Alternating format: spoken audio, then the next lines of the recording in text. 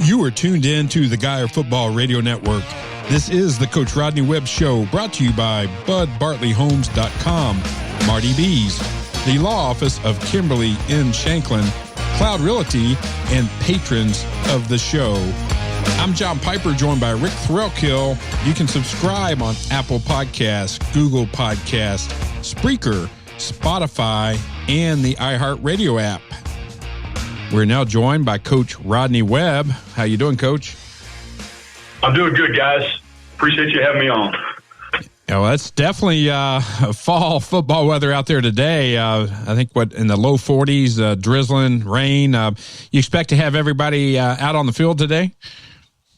Yes, we are. We are. You know, we're blessed with a lot of things in Denton, but one of them is not an indoor facility. So, you know, it's a tough sport designed to be played by tough people. So we're going to be tough out there today.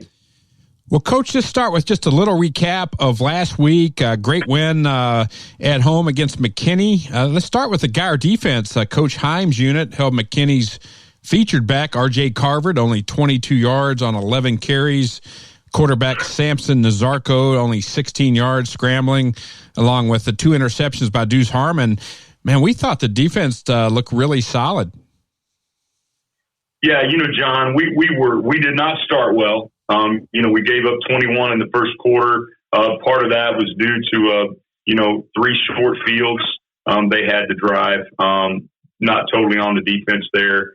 But we were proud of the way they played. You know, after the first quarter, they settled down and they gave up 94 total yards through the entire second and third quarters. No points and 94 total yards. So we got settled down. You know, we had a couple of pressures early in the game that were new that we didn't execute correctly, and we gave up a couple of pretty big plays simply because we weren't in the right spot.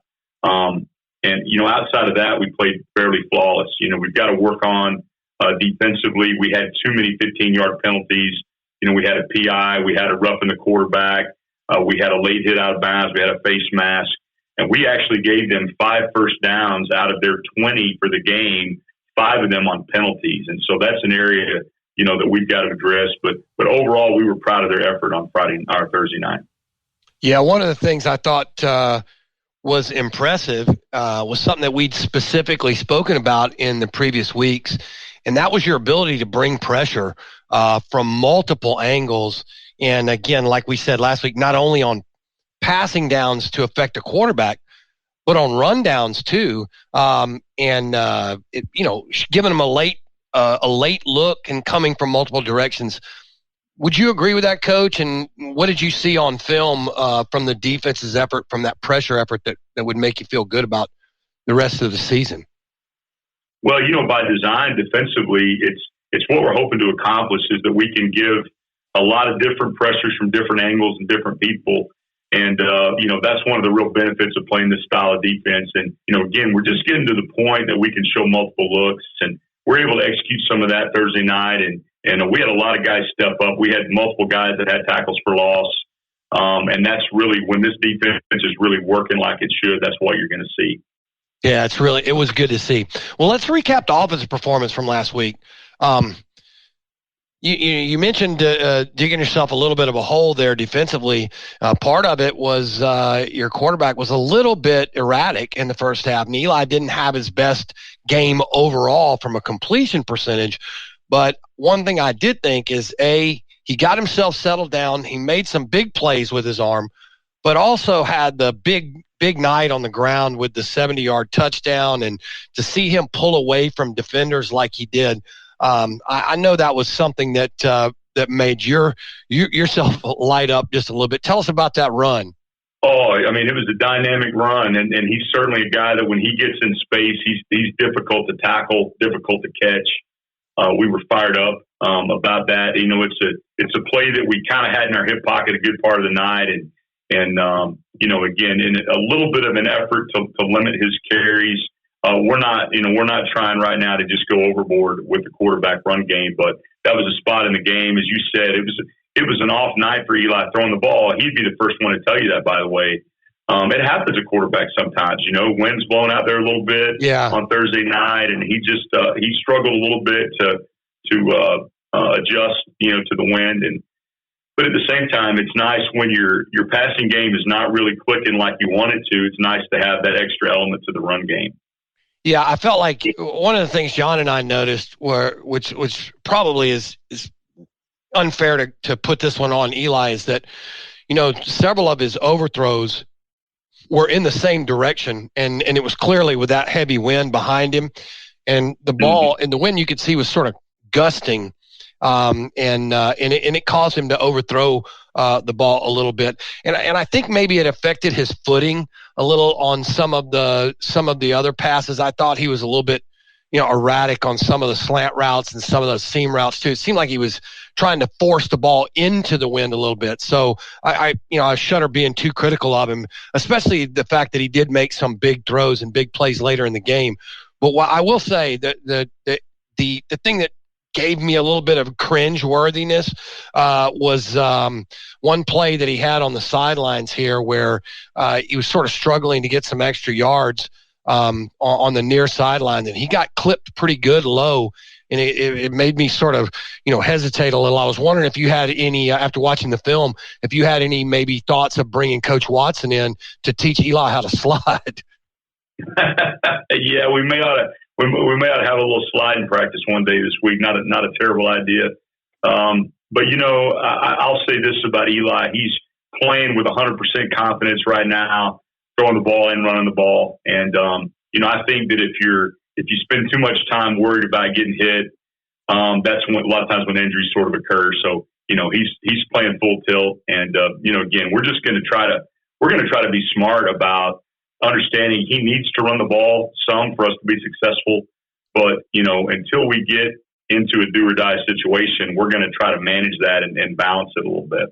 Yeah, I think it's a tribute to Eli's unflappability, that anytime he has a little struggle with a few incompletions or whatever, he just settles down and he seems to finish really strong in the game. But BJ Phillips, really, I think this was the best. I know he's had a couple of long runs, but this, to me, John and I commented about it even during the game.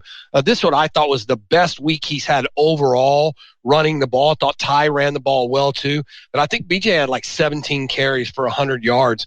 What kind of a big plus, I think, was it to have Gabe Blair back in for the first time and to have a little bit more of an overall healthy offensive line? Well, I think Gabe is the best offensive lineman I've ever coached, and I'm saying that after watching him play one game. He's a tremendous player. Knox Boyd had a tremendous game. They got a couple of Division I defensive ends on that team. One of those kids is an SEC caliber player, and Knox was locking horns with him all night. And, but it was awesome to see the way we played up front. McKinney is a team that kind of threw caution to the wind later in the game. When they realized we were struggling to throw the ball a little bit, and we just started getting man coverage, and they started putting an extra safety in the box. And we were so good up front on Thursday night that there's nothing they could do about it. And we were constantly getting those 7 and 8 yard runs. I think we had 260-something yards on the ground for the night, but really only one long run. Eli's run was the only really long one that we had. And I think of over maybe 16 yards. And, so that it says a lot about just our ability to take the game over and give them the chloroform treatment, as I like to say, and just put a team to sleep, just pounding the football. And we love nothing more than be able to line up and just pound it at people. Man, I like that, the chloroform treatment. Hey, Coach, Grayson O'Bara had another huge night, 5 catches, 173 yards, 2 TDs. But what Rick and I really noticed is his ability to run and gain yardage after the catch.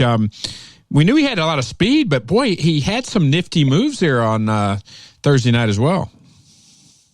Yeah, he scored both of his touchdowns on screen plays Thursday night, a fast screen and a jailbreak screen. And, again, we're emerging on offense, and we're becoming a better screen team. We were a terrible screen team early in the year. It's just different, and it just takes time to get comfortable throwing those screens. There's so many nuances to them, and we're still not where we want to be, but we're getting better. And it was awesome to see us execute really 3 big plays in the screen game last week. And, Grayson's one of those guys that he's a deep threat because of his speed. he's also a screen threat because of his speed. He's got the ball in his hands, and he's so fast, he's just kind of hard to catch. Jace Wilson added 4 catches and 1 touchdown. He's starting to really look a lot more confident in this offense. Yeah, Jace is getting comfortable. I remind people all the time that neither Grayson or Jace played football last year. Neither one of them played. Jace took the year off for basketball. Grayson was injured.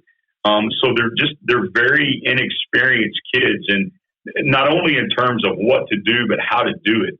But they're both very talented, and they both got tremendous hands. Grayson has the speed. Jace is such a big target. So I think you're just going to see exponential improvement from both those guys. And Jace is just now getting to a point he's really comfortable in the offense. He's starting to become comfortable in his route running, having an idea of how to stem defenders, how to stack defenders. When he's running choice concept, when do I throttle down and run a comeback? When do I run a go? He's just starting to get a little bit better idea of the timing of all that right now. Yeah, it takes a little time to transition from that hardwood on the basketball court to the football field, and good to see his improvement. Yeah. Yeah. Hey, Coach, let's get to Prosper now, and we'll talk about this week's game. With Braswell's loss last week, this week's game is likely a battle for the number 1, number 2 seed in the 6A Division II group. So what do you think about the Eagles? Let's start with their defense. What kind of tendencies have you seen on film that you'd like to attack? Do we have a specific game plan for them? Or is this going to be one of those weeks where we're going to really try to concentrate on what we do best again because the Eagles don't maybe have one specific place to attack? Well, I think all the above. We're always going to focus on what we do the best, and we're going to try to keep things very simple for our kids and put them in the best position for success. But in terms of what Prosper does defensively, they're a 3-4. They are in a lot of ways similar to McKinney in that they're a high volume blitz team. You're going to get about 85% of the time they're going to bring some type of pressure from their 3-4. So even though they're only 3 guys down, it's 4 and 5 man pressures constantly. They're a team that likes to roll and play cover 3, and they like to play 3 under. So it's a 3 under, 3 deep, and every different way they can get to a 5-man pressure, they're going to do it from the field, from the boundary, from the middle. So it just takes a lot of repetition against them. You got to be simple offensively, and it takes a lot of repetition to be able to pick everything up in the run game and in pass protection. And so you just can't run 85 different things against them, or you're not good at any of it. My last stop at Rockwall, we played them in the state quarterfinals last year. So got a little bit of experience already attacking them. We had a lot of success in the game last year in the quarterfinals. But they're a different team this year. We're a different team as well. So I think, there's some carryover from what I learned about them last year. And then there's some ways I think we got to operate a little bit differently. Coach, Prosper has some playmakers in tight end Cameron Harpole. I believe he's headed to San Diego State. Last week had 7 catches, 161 yards and a touchdown. Quarterback Jackson Berry, 224 yards passing and a touchdown. And the running attack of Julian Hudgens. Do you anticipate a high-scoring game Friday night? Well, not necessarily. They're certainly capable offensively. I think our defensive plan is really good, and we're hoping to be able to slow them down. But as you said, Jackson Berry is a dynamic player, and he's kind of the chef that stirs the soup over there for them offensively. Harpole is a returner from last year. He's about the only kid that really played as an offensive skill player. The only kid that played for them last year. Was a key part of their success in 2019, and he's really their primary target this year. He's a big guy, 6'4", about 220, runs really well. He's a hybrid player. He's a tight end sometimes. He's split out sometimes, but he's a threat no matter what alignment he's in. But as far as it being a high-scoring game, we certainly hope to score a lot of points. I'll say that if things go like we want them to. But I've got a good feeling that our defense is going to show up and play an outstanding game. Well, Coach, Rick and I, if we're talking post-game on Friday up there at that beautiful Children's Health Hospital in Prosper, what's it going to take for the Guyer Wildcats to pull out a victory? Well, John, what I've told our kids this week is that we have to get off to a fast start. We have not started well in any of our 4 games this year. We have not come out of the gate well, and I can't tell you why. I think if I could tell you why, I would have cracked the code for ages of football coaches trying to figure out why a team doesn't start well or finish well. But it is a point of emphasis for us that we have got to get out of the gate well. I think another thing that has to happen on Friday night is that, we don't have no visiting team in District 5, 6A is going to have their band or their drill team. Prosper's not allowing any of the end zone tunnel run through stuff. So, it's going to be largely like the Heber game to start the season. It's going to be us on the field, us on the sidelines, and then the fans in the stands. And we've got to collectively bring the juice, so to speak, Friday night. They're going to have a band drill team. They're going to have a big contingent of fans. They're going to have a lot of external help to keep them fired up and going. We're not. So we got to bring it ourselves. I think that if we show up and we do not play inspired football, it's got the potential to be a long night for us. So that's got to happen. I think we got to start fast. And then I just think in general, we just got to play a more clean game. Every week, I think we're making progress. We're playing a cleaner and cleaner game each week. We're getting close. As long as we continue to make progress and we play a better game this week than we played last week, I think we're going to be fine. Great. All right, Coach, enough of the X's and O's. Our lighthearted question of the week. Will there be anyone donning a costume this weekend in the Webb household? And if so, what will that costume be?